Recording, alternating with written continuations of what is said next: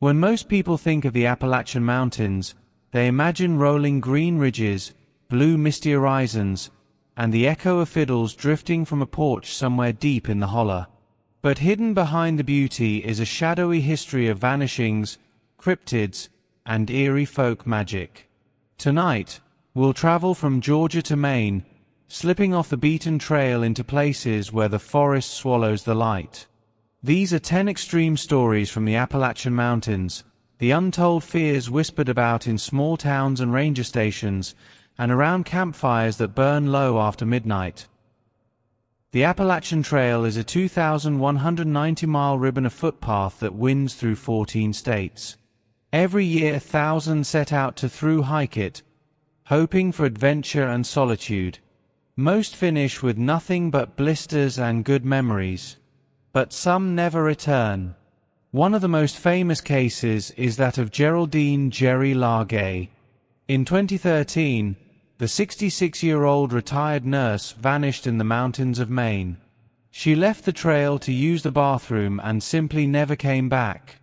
For 2 years, search teams combed the woods.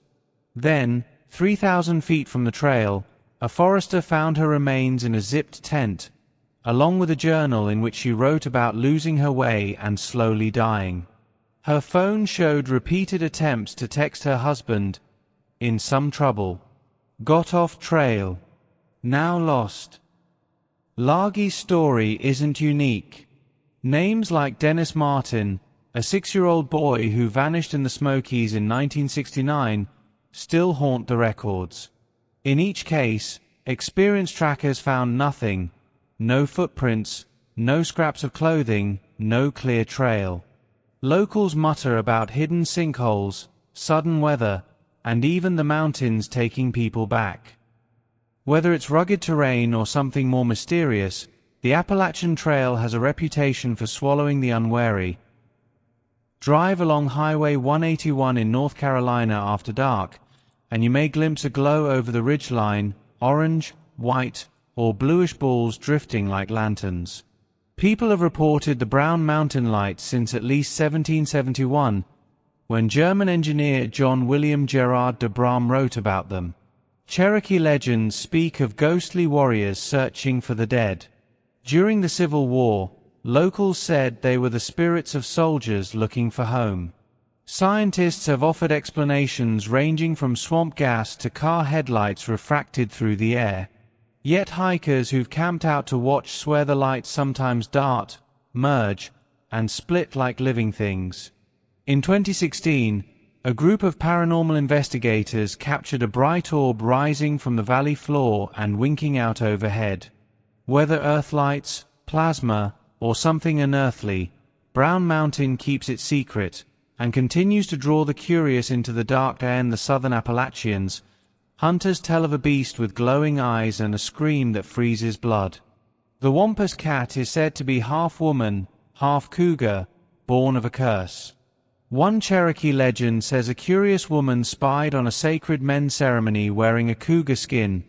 The spirits punished her by merging her with the cat forever. Witnesses describe a huge feline walking on 2 legs, or a sleek panther-like creature that vanishes in a flash. In the 1920s, newspapers in Tennessee reported livestock torn apart, with prints unlike any known animal. Modern sightings pop up on social media every few years. Skeptics call it folklore mixed with escaped exotic pets.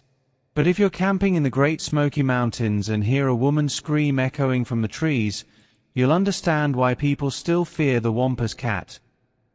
During Prohibition, the Appalachian Mountains became a maze of secret stills. Isolated hollows hid copper kettles bubbling with corn mash, guarded by men who would rather shoot than be caught. Feuds between rival families turned deadly. The Hatfield-McCoy feud, though mostly in the 1800s, set the stage, honor, land, and liquor intertwined. One chilling story comes from Clay County, Kentucky. In 1932, a federal agent named Red McClure vanished while tracking a notorious moonshiner called Big Jim Hacker. Weeks later, His body was found in a shallow grave on a ridge. Locals whispered Big Jim had lured him into a false deal, but no one ever testified. Even today, old-timers in Clay County will point to a crumbling chimney in the woods and say, "That's where Red disappeared." The lawless reputation has faded, but some remote areas still harbor old grudges and secret operations. Step off the wrong gravel road at night, and you might meet eyes that don't welcome strangers. Somewhere in the mountains of eastern Kentucky or Virginia, a vein of silver lies hidden, or so the legend goes. In the 1700s, a man named Jonathan Swift supposedly found it and smelted bars of silver before native attacks forced him to flee. He returned again and again, but by the time he was old and blind, he'd lost the mine's location. In his will he left cryptic directions that treasure hunters have puzzled over for centuries. Stories abound of men finding silver-bearing rocks, only to suffer accidents or vanish. In 1854, a prospector named John Mullins claimed to have rediscovered Swift's mine. A week later, he fell into a ravine and died. Locals say the mine is cursed, protected by spirits or by the earth itself.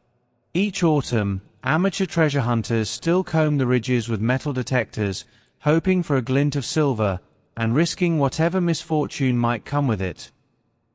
West Virginia's Greenbrier County saw one of America's strangest murder trials in 1897. A young woman, Zona Heaster Shue, was found dead at the foot of the stairs in her home. Her husband, Erasmus Trout Shue, claimed she'd died of heart failure. But Zona's mother, Mary Jane Heaster, said her daughter's ghost appeared to her at night, describing how Trout had broken her neck. Mary Jane insisted on an autopsy. When examiners exhumed Zona, they discovered her neck had been snapped. Trout Shue was convicted of murder, the only known case in U.S. history where the testimony of a ghost, at least indirectly, helped secure a conviction. Today, visitors to the Greenbrier Historical Society can read the trial records and see Zona's grave, marked with the words Greenbrier Ghost. The Smokies, straddling North Carolina and Tennessee, are the most visited national park in the U.S., and also home to dozens of unsolved disappearances. The most famous is 6-year-old Dennis Martin, who vanished in 1969 while playing hide-and-seek with his family. A massive search involving thousands of volunteers found nothing but a few footprints that may or may not have been his. Another eerie case is that of Thelma Pauline Polly Melton. In 1981, the 58-year-old was hiking with friends when she crested a hill ahead of them and simply never came down the other side. No scent, no trace. Some park rangers quietly suggest the mountains have pockets where people can step and never return. Others blame animal attacks or foul play. But the Smokies' endless rhododendron thickets and caves could hide anything, or anyone. Deep in the hollers, before paved roads and hospitals, mountain people turned to granny women for healing. These midwives used herbs, Bible verses, and whispered charms passed down from Scots-Irish ancestors. Some called it white magic, but others whispered about hexes and curses. One story tells of a farmer in western North Carolina who mocked a local healer after his cow died. The next morning, all his chickens were found stiff in their coop. Terrified, he begged forgiveness, and the healer gave him a pouch of red pepper and salt to hang over his door. Whether coincidence or not, his animals lived after that. Anthropologists call it a blend of Christianity and old-world superstition. But to those raised in it, granny magic is still alive, and dangerous to mock. Every region has its Bigfoot, but in Virginia the creature is called the wood booger. Described as a huge, dark, hair-covered being with glowing eyes, it supposedly prowls the Jefferson National Forest. In 2014, a park in Norton, Virginia even erected a wood booger sanctuary sign as a tongue-in-cheek tourist attraction. But not everyone laughs. Hunters report hearing heavy footsteps paralleling them through the trees. In 1996, a camper near High Knob Lake claimed a 7-foot shape walked into his firelight, sniffed, and vanished. Large footprints have been found in mud, too wide for a man. Whether hoax, bare misidentification, or something else, the wood booger has become a folk icon, and a reason some won't hike alone after dark. Finally, we visit Thurmond, West Virginia, once a booming coal and railroad town tucked in a gorge. In the early 1900s, trains roared through and money flowed. By the 1950s, diesel engines and changing markets drained its lifeblood. Buildings fell silent. Today, only a handful of residents remain, and the National Park Service preserves the rest as a ghost town. Visitors at dusk report curtains moving in the empty hotel, or footsteps echoing in the depot. Paranormal groups have captured unexplained voices saying "get out" on recorders. Some believe the spirits of workers who died in accidents or of gamblers from the town's notorious casinos linger on. As night settles over Thurmond, the deserted Main Street feels like a movie set for a ghost story, except the cold spot on your neck feels very real. The Appalachian Mountains are older than the Rockies, older than the Himalayas, worn down but enduring. They've sheltered generations of settlers, moonshiners, and dreamers. But they've also hidden tragedies, mysteries, and creatures that defy explanation.